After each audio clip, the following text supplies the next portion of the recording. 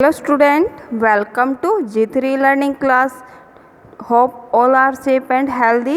Today our topic is agriculture. आज हम किसके बारे में पढ़ेंगे? एग्रीकल्चर के बारे में पढ़ेंगे. और बच्चों, agriculture is the most important of all the primary activities of man और it provides food and other necessities of life to human beings. और about the half of the world की जो पॉपुलेशन है still depends upon the agriculture. किसके ऊपर depend है? Agriculture के ऊपर डिपेंड है. और इन द डेवलपिंग कंट्रीज़ के अंदर ओवर 65% पीपल्स, यानी कि 65% से भी जो ज़्यादा पीपल हैं डिपेंड्स अपॉन एग्रीकल्चर. किसके ऊपर डिपेंड है? एग्रीकल्चर के ऊपर डिपेंड है. और today we will discuss about the subsistence. Agriculture के बारे में डिस्कस करेंगे. और it has the two categories रखती है. First is the primitive subsistence agriculture और सेकेंड इज द इंटेंसिव आपका subsistence agriculture. First primitive subsistence agriculture. बच्चों, it is the most primitive form of agriculture. ये क्या है? मोस्ट जो प्रिमिटिव फॉर्म होती है एग्रीकल्चर की और which is still practised in the some part of world. ये आजकल भी वर्ल्ड के कुछ पार्ट यानी कि कुछ एरिया के अंदर आपकी की जाती हैं और specially in the tropical forest areas के अंदर. स्पेशली कौन से एरियाज़ के अंदर आपकी की जाती है? Specially in the tropical forest areas के अंदर. और बच्चों, इन दिस फॉर्म के अंदर a small piece of forest जो लैंड का है इज क्लियर्ड. उसको क्या कर दिया जाता है? साफ कर दिया जाता है. बाद में दीज आर बर्न्ट. उनको क्या किया जाता है? जला दिया जाता है. और इस वास्ते this is called the slash and burn. आपकी जो एग्रीकल्चर है उसे भी कहा जाता है. और बच्चों, बाद में जो इसकी जो एस होती है ऑब्टेन्ड बाय द बर्निंग के द्वारा जो ऑब्टेन की जाती है is mixed with the soil के साथ आपकी मिक्स हो जाती है विच इंक्रीज इट्स फर्टिलिटी. जो सॉइल की जो फर्टिलिटी है उसको इंक्रीज करती है. और जो क्रॉप्स है are grown for a few year. कुछ सालों तक इस आपके लैंड के ऊपर है जो क्रॉप्स है वो आपकी ग्रोन की जाती है. एंड द जो कल्टीवेटर्स होते हैं shifted to a new site. वो दूसरी आपकी जगह की तरफ दूसरी लैंड की तरफ आपका शिफ्ट हो जाते हैं. वहन आपकी जो फर्टिलिटी ऑफ द सॉइल की इज रिड्यूस. वो क्या हो जाती है? जब कम हो जाती है. इस वास्ते इस आपकी जो एग्रीकल्चर को इट इज़ कॉल्ड आपका शिफ्टिंग एग्रीकल्चर भी कहा जाता है. इट इज़ प्रैक्टिस्ड इन ए 2 या 3 ईयर साइकिल के आपके जो टाइम पीरियड के दौरान आपकी ये प्रैक्टिस में रहती है. यानी कि एक ही लैंड के ऊपर 2 या 3 साल तक जो है क्रॉप है जो कल्टीवेशन है वो आपका किया जाता है. और समटाइम्स जो फार्मर होते हैं कम बैक वो आपका वापस आ जाते हैं to the abundant piece of the land. यानी कि उस ज़मीन के टुकड़े को जिसको वो छोड़ कर गए थे उसके ऊपर आफ्टर द 10 या 15 ईयर्स के बाद. और they grow the crops there. और वापस आकर के वो क्या करते हैं? वहाँ पर आपकी जो क्रॉप है क्रॉप्स को ग्रो करते हैं. क्योंकि उसके कारण छोड़ने के कारण है जो लैंड है उसके ऊपर है बहुत सारी जो पुशीज हैं या फिर आपकी झाड़ियां हैं वो आपकी उग जाती है जिसके कारण जो लैंड होती है दोबारा से आपकी रिकवरी कर लेती है ऑफ द फर्टिलिटी की. इस वास्ते दिस आपकी जो agriculture is known as the bush fallow के नाम से भी जानी जाती है. Shifting agriculture is mainly practice in the 3 areas. World में 3 एरियाज के अंदर आपकी जो है आपकी की जाती हैं. First is the in the central Africa on the both side of the equator. यानी जो हमारी जो इक्वेटर है उसके दोनों साइडों की आपकी तरफ है सेंट्रल अफ्रीका में इट इज़ डन. वो ये आपकी की जाती है. और in the north eastern part of the India.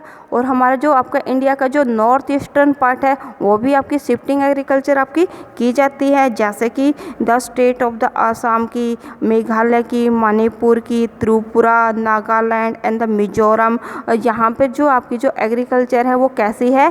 Shifting agriculture है. यानी कि आपका साउथ ईस्ट एशिया का जो पार्ट है इट हैज़ आपका शिफ्टिंग एग्रीकल्चर है वो रखता है. और थर्ड आपकी जो एरिया कौन सा बेटा? That is the central America and the south America का वाला पार्ट है वो भी आपका शिफ्टिंग एग्रीकल्चर से आपका प्रभावित होता है. बच्चों, जो आपकी जो शिफ्टिंग एग्रीकल्चर है it is known by the different name. आपका बाय द डिफरेंट एरियाज. अलग अलग एरियाज में अलग अलग नामों से जानी जाती हैं. और बच्चों, ये इसके ऊपर जो क्वेश्चंस है 1 मार्क्स में कई बार आपका रिपीट होता रहता है कि कौन से एरिया में कौन से नाम से इट इज़ नॉन आपकी ये जानी जाती है. जैसे कि नॉर्थ ईस्ट इंडिया में it is called the jhuming agriculture. इसको क्या कहा जाता है? झूमिंग एग्रीकल्चर कहा जाता है.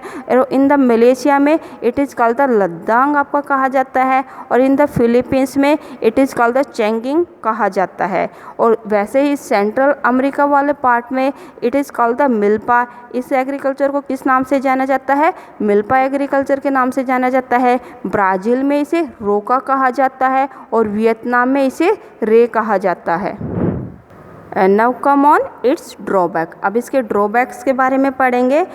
It is the responsible for the deforestation and it lead to the soil erosion. ये किसको भी आपको लीड करती है? सॉइल इरोजन को भी लीड करती है। और ये किसके लिए आपकी रिस्पॉन्सिबल होती है? डिफॉरेस्टेशन के लिए भी आपकी रिस्पॉन्सिबल होती हैं। बच्चों now come on the second point, that is the intensive subsistence agriculture. And this agriculture is mainly practiced in the densely populated areas के अंदर। कहाँ पर आपके ज़्यादातर आपकी प्रैक्टिस में रहती है? डेंसली पॉपुलेटेड एरियाज़ के अंदर। जैसे कि आपके मानसून आपका जो एरिया है of the south east Asia वाला जो पार्ट है, वी कैन इंक्लूड द आपका चाइना, इंडिया, पाकिस्तान, बांग्लादेश या फिर countries of the south east Asia की या फिर जापान के जो एरिया को we can include in this agriculture form के अंदर आपको इंक्लूड कर सकते हैं। और बच्चों यहाँ पे जो आपकी जो फॉर्म आपका फील्ड का या फिर फॉर्म का जो साइड जो होता है वो कैसा होता है? स्मॉल होता है। और क्यों स्मॉल पाया जाता है? Due to the high density of population की हाई डेंसिटी के कारण। और ज़्यादातर जो वर्क है ऑन द फील्ड के ऊपर किसके द्वारा किया जाता है? It is done by the manually work. आपका ज़्यादातर मैनुअली वर्क है आपका जो किया जाता है, क्योंकि जो इन एरियाज़ के अंदर जो पॉपुलेशन है वो कैसी रहती है? हाई रहती है। तो ज़्यादातर वर्क है आपका ओबियसली किसके द्वारा किया जाएगा? मैनुअली वर्क किया जाएगा। और यहाँ पर जो यील्ड पर यूनिट, यानी कि जो यील्ड का मतलब होता है प्रोडक्शन, यानी कि पर यूनिट एरिया मीन्स पर एरिया के जो हिसाब से जो प्रोडक्शन होता है वो आपका हाई पाया जाता है। क्योंकि यहाँ की आपको पता है कि साउथ ईस्ट एशिया वाले पार्ट की जो हमारी जो सोइल है वो कैसी है? फर्टाइल सोइल है, जिसके कारण आपका इट हैज़ द हाई आपको प्रोडक्शन रखती है। लेकिन जो हमारा पर लेबर जो प्रोडक्टिविटी है वो कैसी पाई जाती है? लो रहती है। लो का मतलब आपकी लेस रहती है, क्योंकि जो यहाँ पर आपका जो पॉपुलेशन है वो हाई है, लेकिन आपका पॉपुलेशन के अकॉर्डिंग जो प्रोडक्शन है इट रिमेन्स द लेस, वो आपका कम रहता है।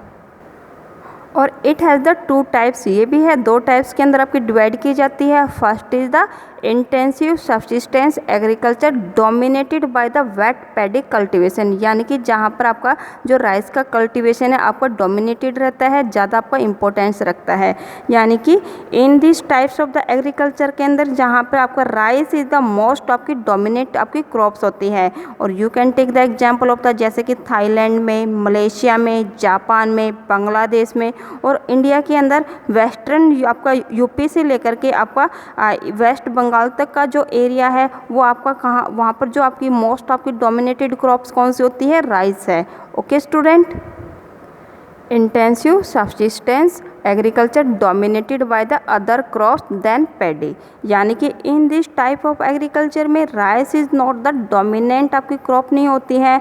और ऑन इट्स प्लेस उसके स्थान पर अदर क्रॉप्स, दूसरी जो क्रॉप्स होती है जैसे कि वीट हुई, सोयाबीन हुई, बार्ले हुई, आर ग्रोन, उनको उगाया जाता है। और this agriculture is practised in those area where the rainfall is not sufficient to आपका फॉर द राइस कल्टीवेशन, जहाँ पर आपकी जो है जो यानी कि जो आपकी नेचर है या फिर आपका जो क्लाइमेट है आपकी सफिशिएंट नहीं होती है फॉर द राइस कल्टीवेशन के लिए। उन एरियाज़ के अंदर आपकी कौन सी है? अदर्स जो क्रॉप्स है वो आपकी ग्रोन की जाती है, जैसे कि वीट हुई, सोयाबीन हुई या बार्ले हुई। और बच्चों आपका नॉर्दर्न चाइना वाला पार्ट है, northern and western part of the India का, डैट इज द यूपी से लेकर के पंजाब, हरियाणा तक का जो आपका वेस्टर्न जो एरिया है वो आपकी ज़्यादातर कौन सी क्रॉप्स आपकी ग्रोन की जाती है? वीट आपकी की जाती है, और with the help of the irrigation की हेल्प के साथ।